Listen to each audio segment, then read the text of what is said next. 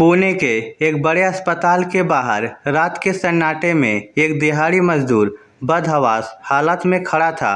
उसकी गर्भवती पत्नी दर्द से तड़प रही थी और मामला बेहद गंभीर हो चुका था।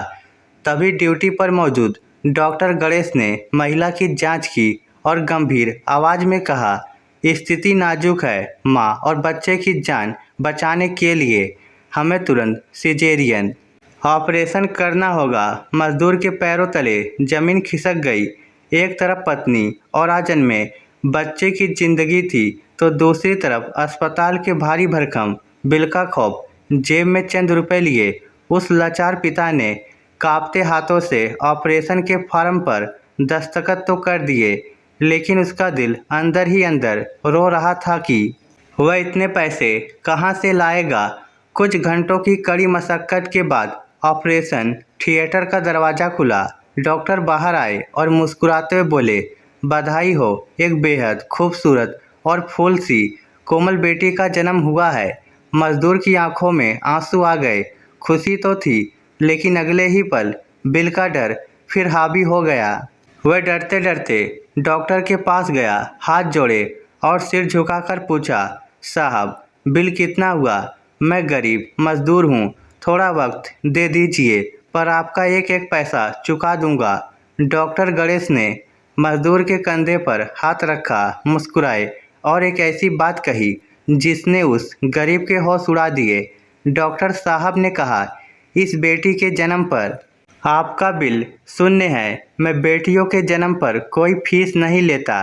लक्ष्मी के आने पर पैसे कैसे ले सकता हूँ? मजदूर को अपनी कानों पर यकीन नहीं हुआ। उसे लगा वह कोई सपना देख रहा है। उसने हैरान होकर पूछा, लेकिन क्यों साहब? डॉक्टर ने बेहद सादगी से जवाब दिया, हर बेटी साक्षात लक्ष्मी का रूप होती हैं और जब घर में लक्ष्मी का आगमन हो तो भला कोई पैसे कैसे ले सकता है। जब मैं मेडिकल की पढ़ाई कर रहा था तब मेरी माँ ने मुझसे एक वचन लिया था, बेटा जब भी भगवान किसी के घर बेटी भेजे तो उस परिवार की हर संभव मदद करना। मैं बस अपनी माँ के उसी संस्कार और आज्ञा का पालन कर रहा हूँ।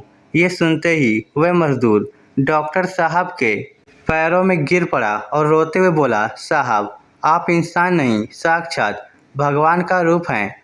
आपको जानकर हैरानी होगी कि डॉक्टर गणेश पुणे के हडसपर इलाके में मेडिहोप हॉस्पिटल चलाते हैं। पिछले लगभग 14 सालों से साल 2012 से उनके अस्पताल में जब भी कोई बेटी पैदा होती है तो वह न सिर्फ अस्पताल की पूरी फीस माफ़ कर देते हैं, बल्कि पूरे अस्पताल में मिठाइयाँ बांटकर उस नन्ही परी का स्वागत एक त्यौहार की तरह करते हैं। अब तक हजारों बेटियों के माता पिता को वह ये अनोखा तोहफा दे चुके हैं।